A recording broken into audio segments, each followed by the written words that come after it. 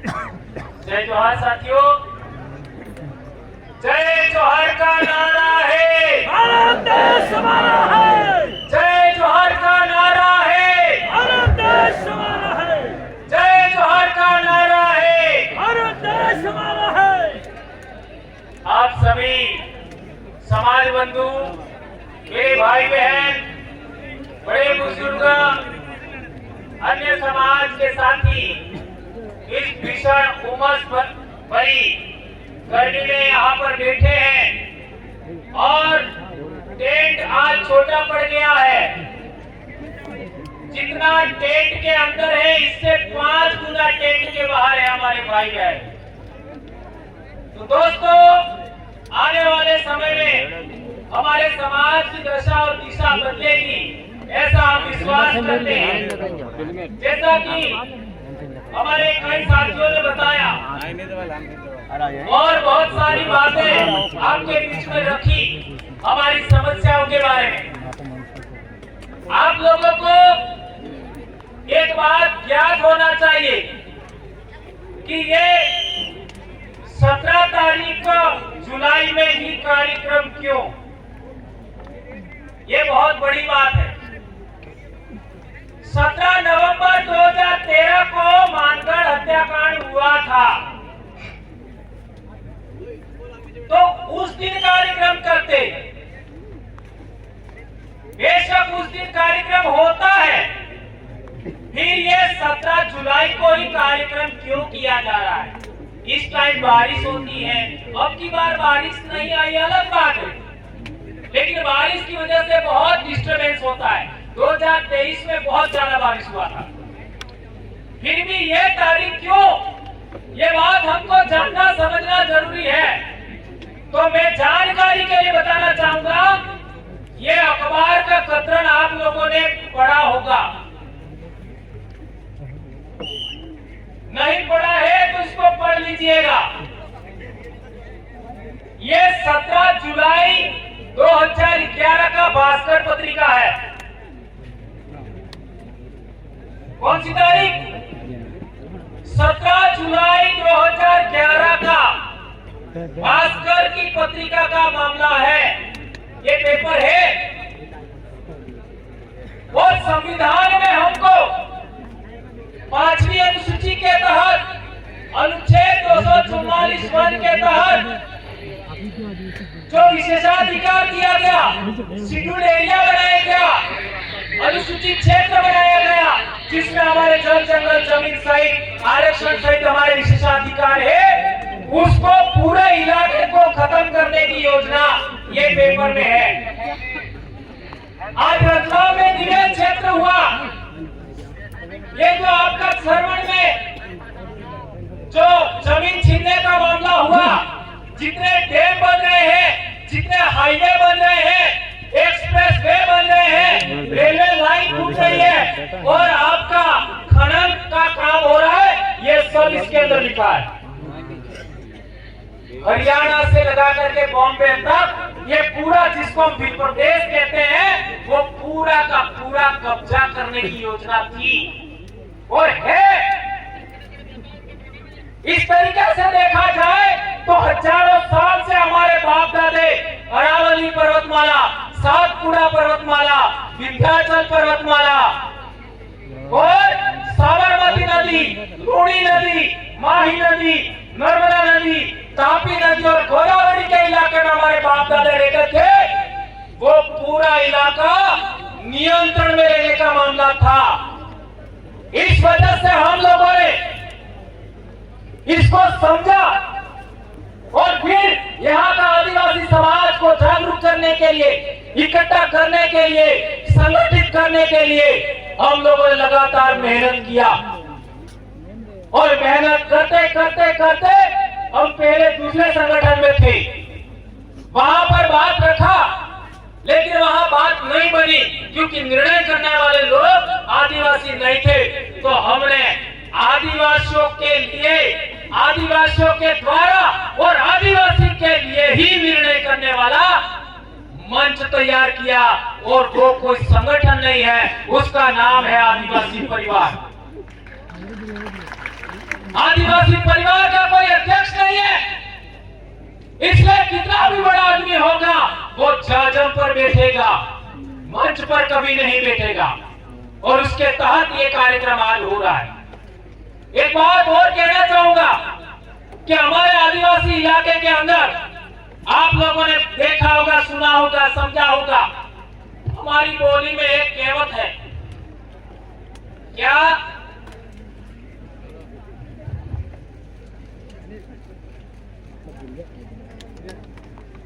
આપણે બાપ દાદાનો ઇતિહાસ દબાવી દીધો। એમ આપણે બાપ દાદા કઈ ને કઈ આપણે બાપ દાદાનો ઇતિહાસ દબાવી દીધો, पर कौन सा इतिहास दबाया ये हमारे बाप दादे जानते नहीं थे। ये बात कहते थे, इसके साथ एक और बात कहते थे हमारे बाप दादे, वीर आदू हाथ थकी अणी धरती ना धूल मूलना धणी है।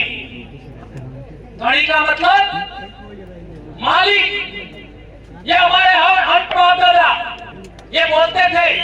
और एक इंपॉर्टेंट बात है, कोई तो कमी रही होगी हमारी, जिसकी वजह से लगातार हम सिमटते आज पहाड़ों में आए हैं। और पहाड़ों से भी निकालने का, जंगलों से भी निकालने का षड्यंत्र चल रहा है।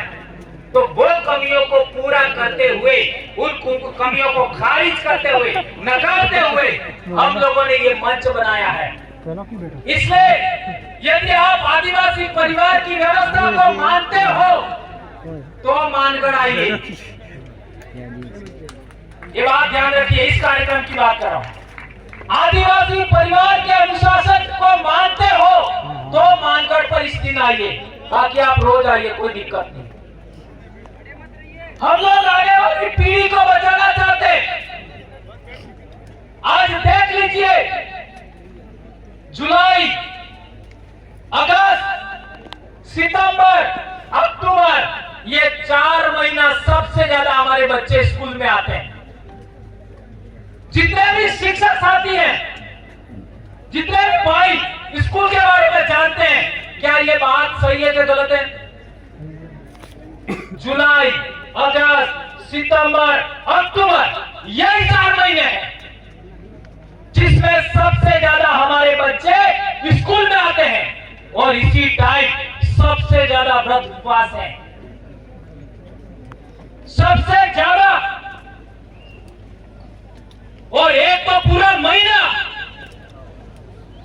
सावन का। अरे पागलों, मेंढक से समझिए,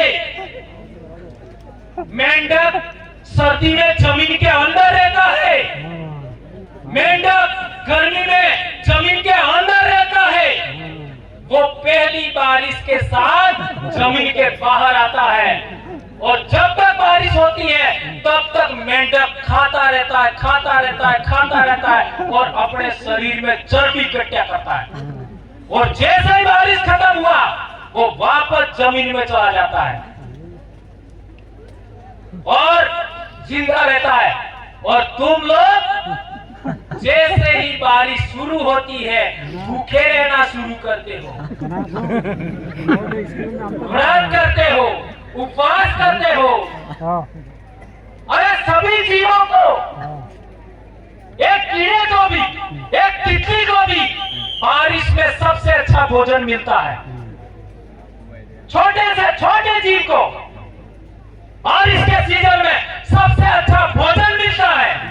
और जब सबसे अच्छा भोजन मिलता है तब तुम भूखे रहते हो। ये तुम्हारे दिमाग में ये बीमारी किसने घुसेड़ी? इसलिए मानकर आते हो, आदिवासी परिवार की व्यवस्था को मानते हो, आदिवासी परिवार के अनुशासन को मानते हो, तो पहला काम करिए, दिन को दारू कभी नहीं पिएंगे। क्या ये बात मानोगे? अरे मार कालिया को खोद तमार में है तो मानो क्या? पीला खोद तमार में है तो मानो क्या? ने पेड़ जो बीज में तो नहीं मानोगा। हाथ ऊंचा करके बताइए, दिन को दारू पियोगे कि नहीं पियोगे? आज के बाद कभी नहीं पियोगे दिन को दारू।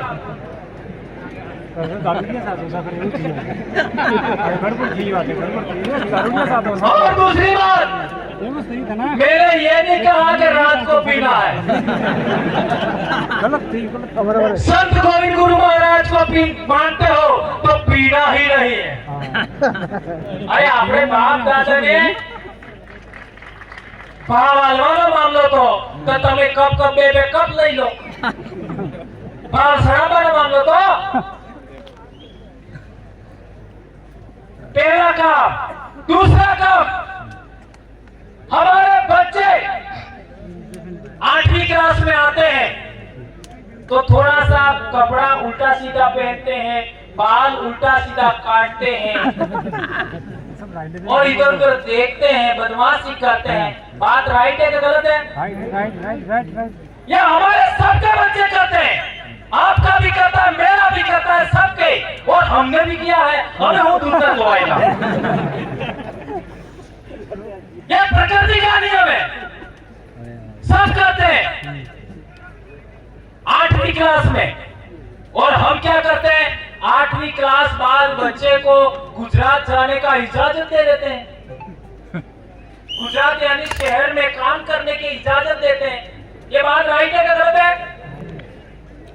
और जो बच्चा अहमदाबाद जाएगा, गुजरात में जाएगा, वो सबसे पहले फोन लाएगा। बात राइट है कि गलत है? और पसे 9वीं में फिर जाएगा और आई बाप ने थोड़ा परेशान करेगा और थोड़ा ई लावेगा, थोड़ा माँ बाप तक ही लेगा, पसे 9वीं में गाड़ी लावेगा। और जिस बच्चे को तुमने 8वीं में मोबाइल दे दिया, जिस बच्चे को 9वीं में तुमने गाड़ी दे दिया, वो 10वीं में लाड़ी जरूर लाएगा। फिर क्या होगा? उम्र कम होने की वजह से पॉक्सो में जेल जाएगा। कितने बच्चे, नौजवान बच्चे जिनको कुछ भी पता नहीं है, आज हमारे समाज के बच्चे जेल में हैं। और बच गया तो 11वीं में नहीं बचेगा, 11वीं में जाएगा और हाल में बदमाशी करेगा।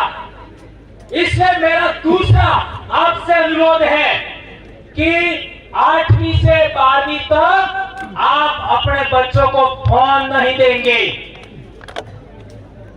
ये सबसे कठिन टास्क है। तमार में पीलन प्लीज है तो आ बात करो का कौन कौन मानेगा बताओ? यस, हाथ ऊंचा करो बहन। यदि तुम्हारी नस्ल बचाना चाहते हो, तुम्हारे बाप बताओ क्या एरिया बचाना चाहते हो, तुम्हारी संस्कृति बचाना चाहते हो, तो 8वीं से 12वीं तक बच्चों को फोन ला के नहीं दोगे। 8वीं से 12वीं तक बच्चे को मोटरसाइकिल भी दोगे। ये काम आप करोगे। एक और अंतिम बात,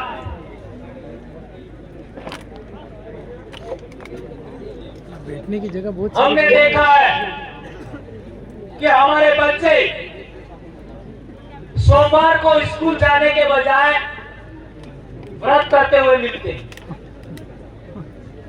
पढ़ाई से ही उन्नति होगी, व्रत से नहीं होगी। ये हमारे खुद के बच्चे हमने पैदा किए हैं तो उनको समझाना है। एक और बात, हमारे समाज में ट्रेडिशनल नॉलेज बहुत ज्यादा है, जिसको कहते हैं परंपरागत ज्ञान। आ महीनो आषाढ़ महीनो, आषाढ़ का महीना में हमारे प्रकृति पूजा के 2-3 आका त्योहार है।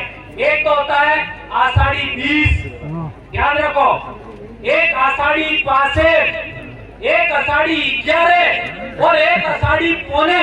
करना सजा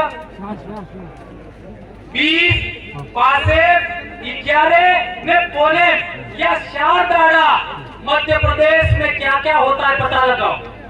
गुजरात में क्या क्या होता है पता लगाओ, राजस्थान में क्या क्या होता है पता लगाओ, इसका क्या महत्व है ये पता लगाइए। महाराष्ट्र में भी। और एक बात, हमारा जो आषाढ़ का महीना है वो मकाई के नाम, जंगल की वनस्पति के नाम समर्पित है। सावन का महीना हमारे समाज की परंपरा अनुसार, हमारे ट्रेडिशनल नॉलेज के अनुसार सावन का महीना है वो सोकने नाम, हारने नाम, धान्य नाम और आपका पहली उपज के नाम होता है।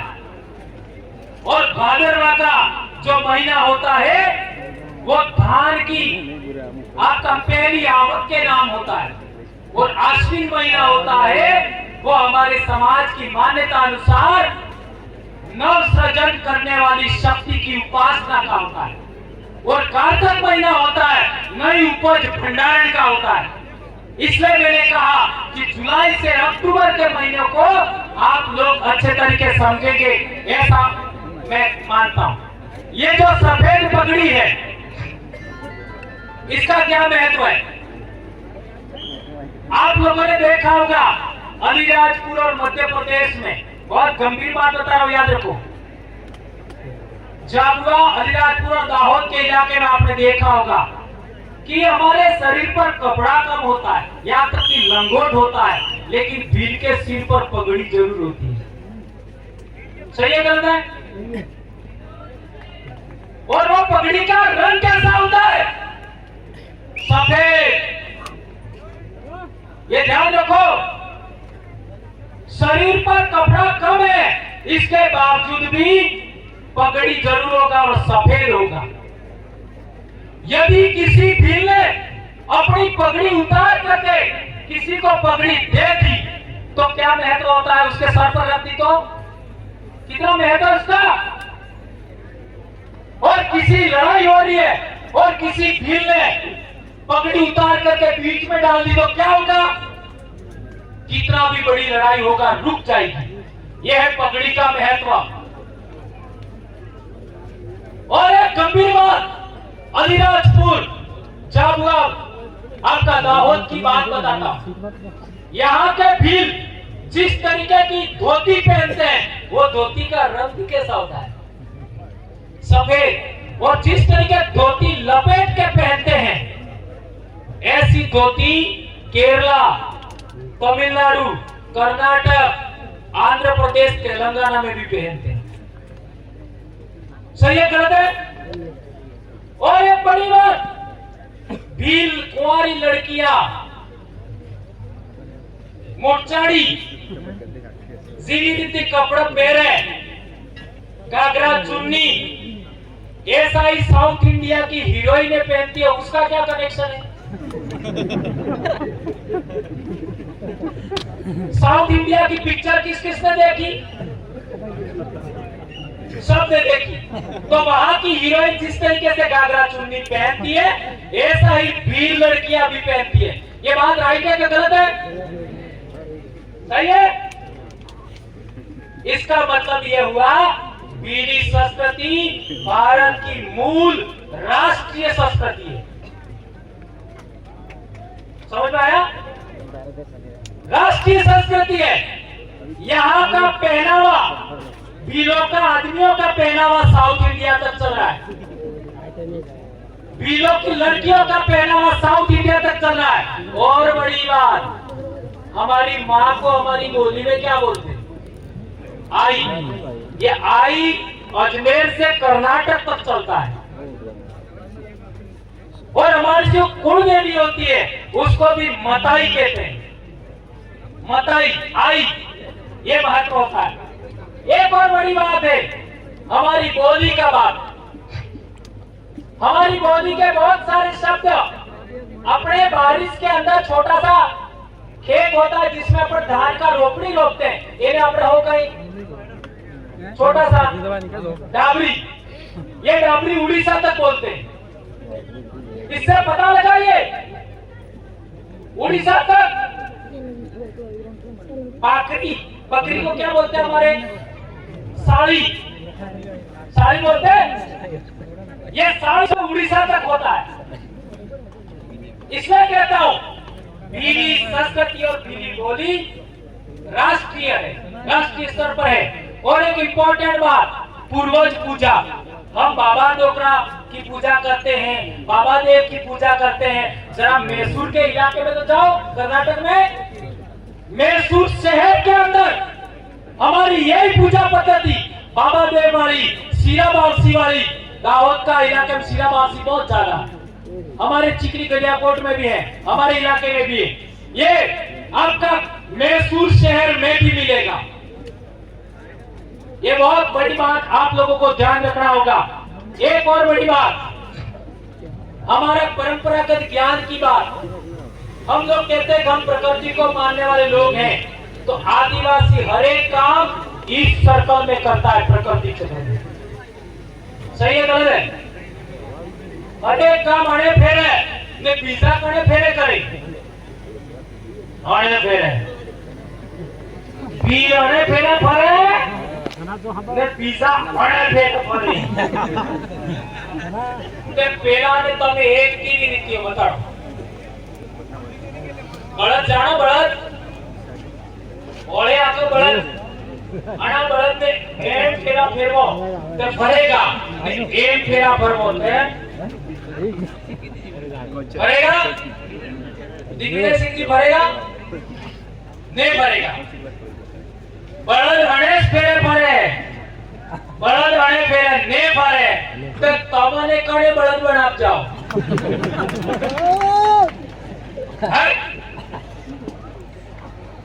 अरे हमारी आरती भी इस सर्कल में होती है, हमारे मंदिर देवरों पर परिक्रमा भी ऐसे ही होती है। ये प्रकृति चक्र का महत्व समझिए। दूसरी बात है परंपरागत ज्ञान का, वो है निरंतर सुधार की प्रक्रिया। ये बहुत गंभीर बात है, बहुत बड़ी बात है।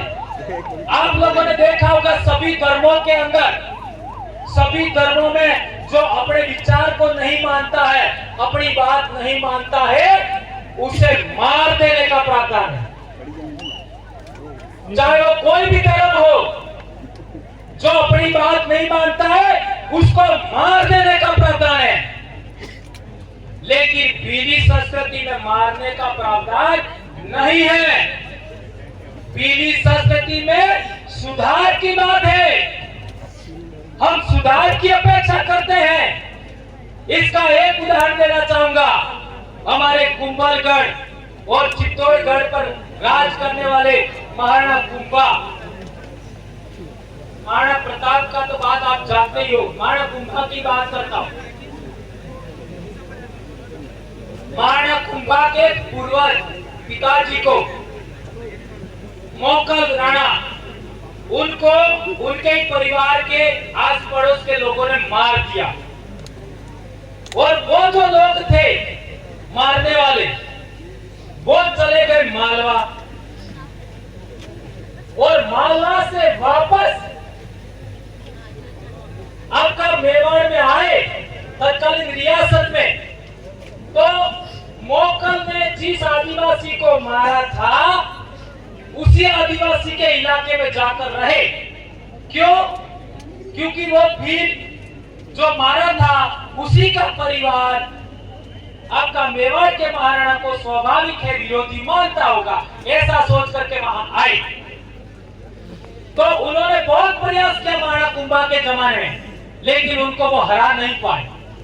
फिर लास्ट में उन लोगों ने योजना बनाई और फिर जिस पत्नी का पति मारा गया था उसी से संपर्क किया और कहा गया कि हमारे राणा को मारने वाले दुश्मन आपके इलाके में छुपे हुए हैं, तो उनको हमें पकड़ना है, आप इजाजत दीजिए। तो वो महिला ने कहा कि आपको हम हमारे इलाके में ऐसी इजाजत नहीं दे सकते, लेकिन यदि आपको वो पकड़ना है तो वो आपको नहीं पकड़ना है, मेरे बेटे पकड़ करके आपको दे देंगे। और इसके बाद उस महिला ने, चूंकि अपने इलाके में रहता था, उसको आपका उनके बेटों ने पकड़ करके दे दिया। अब विचार करिए, वो भी दुश्मन का बेटा था। इसके बावजूद भी हमारे पूर्वजों की एक महिला ने, बच्चों ने सुधार की अपेक्षा से वो लोगों को पकड़ करके उनके हवाले किया। यह है बहुत बड़ी बात। और तीसरी इंपॉर्टेंट बात है कि हमारा समाज अपना हो या पराया हो, उसके साथ हमेशा न्याय करता है और हमारे साथ सभी लोग अन्याय करते हैं। हमारे लोग चाहे अपना हो या पराया हो विश्वास करते हैं और दूसरे लोग हमारे साथ सदा विश्वासघात करते हैं। ये बात समझिए। एक और इम्पोर्टेंट बात, हमारे समाज में महिलाओं को बराबरी का अधिकार है और दूसरे समाजों में महिलाओं को दोयम दर्जे का माना जाता है। और एक इम्पोर्टेंट बात है, हमारे समाज में बांट कर खाने की जो बात है, यदि हमारे घर में 2 ही रोटी है और हम 2 जने हैं और कोई तीसरा आ गया तो क्या करेंगे? अकेले अकेले खा जाएंगे कि 2 रोटी तीनों में बांट के खाएंगे? बांट के खाएंगे। और एक बड़ी बात, यदि गाड़ी में आप बैठे हैं, बस में, आपके साथ रोटी है, बिस्किट है, समोसा है, कचौरी है या